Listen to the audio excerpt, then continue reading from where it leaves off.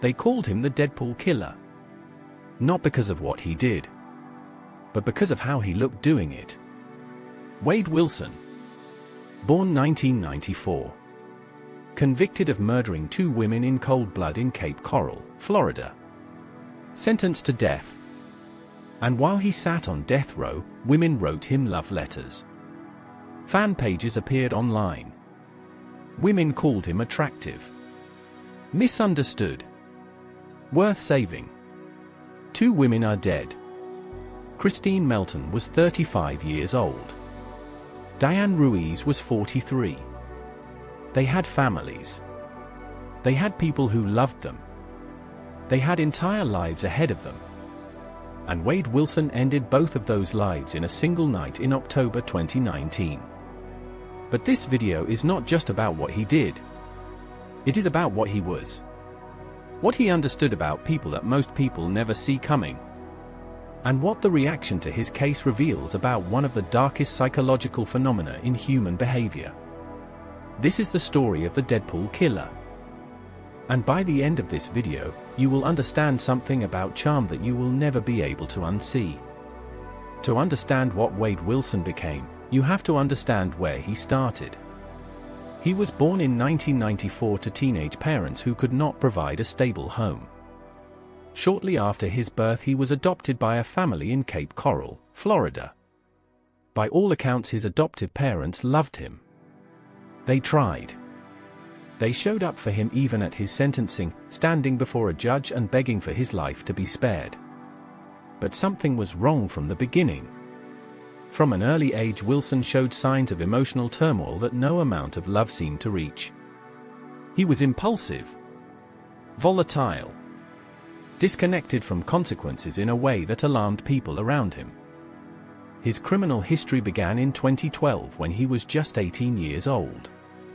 Burglary, grand theft, firearms offenses. A pattern that expanded and darkened with every passing year. But here is what makes Wade Wilson different from a simple career criminal. He was charming. Not charming in the obvious way, not loud or performative or attention-seeking.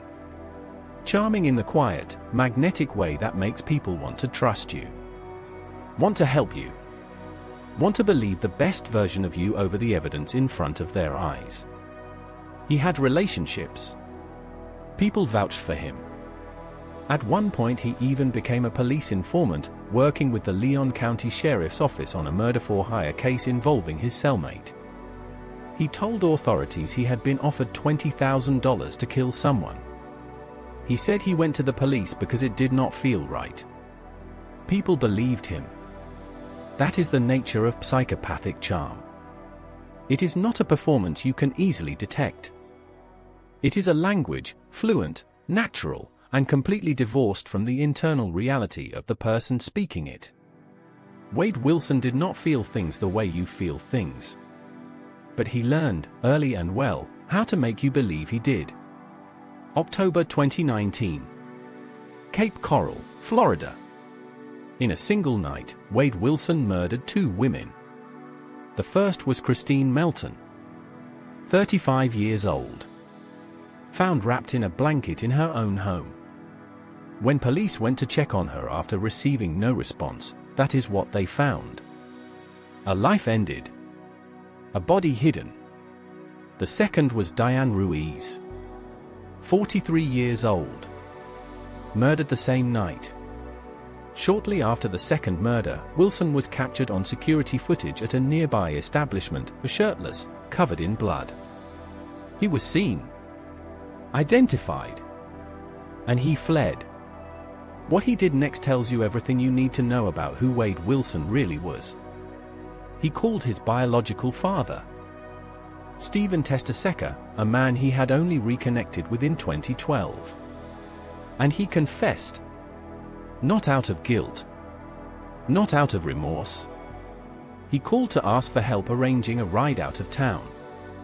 His biological father, listening to his son describe 2 murders with the emotional register of someone recounting a bad day at work, made a decision.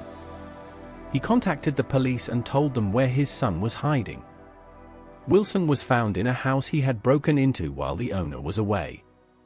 When asked later why he did it, why he killed 2 women in a single night, his answer was as chilling as anything a forensic psychologist could construct. "I just wanted to do it." For words. No justification. No explanation. No attempt to construct a narrative that made him sympathetic or misunderstood. Just the truth, delivered without weight. That is what the absence of empathy actually sounds like. Not dramatic. Not tortured. Just flat. Just honest in the most terrifying way possible. The trial of Wade Wilson began in June 2024. And from the moment he walked into that courtroom, it was clear that something had shifted. While awaiting trial, Wilson had covered his face in tattoos. A swastika under his right eye. The word glory written across his neck. A stitched mouth design reminiscent of the Joker. Comic book references. Symbols of chaos and nihilism rendered permanently on his skin. His defense argued that he was whacked out of his mind. They presented evidence of severe head injuries, brain trauma, years of drug abuse. A neurologist testified that cognitive issues may have contributed to his impulsive behavior. The prosecution presented something simpler. Eyewitnesses. Phone records. DNA evidence found at the crime scene and in Christine Melton's car. And Wilson's own confessions, recorded, documented, undeniable. The jury deliberated and returned a verdict of guilty on all counts. 2 counts of first-degree murder, grand theft, burglary, battery. In August 2024, Judge Nicholas Thompson sentenced Wade Wilson to death. His words from the bench were precise and unsparing. The evidence shows the murders were heinous, atrocious, and cruel. And the second murder was cold, calculated, and premeditated. Wilson stood stoic as the sentence was delivered. No visible reaction. No breaking down. No moment of reckoning. Just stillness. Which is itself a kind of answer. Here is where the story takes a turn that most true crime coverage glosses over. Because what happened after Wade Wilson's sentencing was not just unusual. It was a psychological case study in its own right. The love letters started arriving. Women began writing to Wilson on death row. Expressing admiration. Expressing attraction. Calling him misunderstood. Calling him worth saving. Fan pages appeared on social media. TikTok accounts dedicated to his case accumulated thousands of followers. Women debated his attractiveness in comment sections under videos about his victims. This is not a new phenomenon. It has a name. Hybristophilia. It is defined as a sexual attraction to, or romantic interest in, individuals who have committed serious crimes, particularly violent ones. It is sometimes called Bonnie and Clyde syndrome. And it is far more common than most people are willing to admit. But hybristophilia alone does not explain what happened with Wade Wilson. Because the women drawn to his case were not all driven by the same thing. Some were drawn by his physical appearance. Some were drawn by the belief that they could see something in him that others missed. That their love, their attention, their letters could reach something real underneath the surface. And some, and this is the darkest part, were drawn precisely because of the danger. Because something in their psychology had been wired, through experience or through trauma, to interpret intensity and unpredictability as passion. This is what psychopathic charm does at scale. Even from a jail cell. Even from death row. Even after conviction. The charm does not turn off. Because it was never really about Wade Wilson at all. It was about the people looking at him. And what they needed to believe. Let us talk about what Wade Wilson actually was. Clinically. Precisely. The defense in his trial pointed to brain trauma and drug abuse as explanations for his behavior. And those factors may have shaped the specific form his violence took. But the pattern, the early criminal history, the charm, the informant work, the confessions delivered without remorse, the absolute flatness in the face of a death sentence, that pattern points to something more fundamental.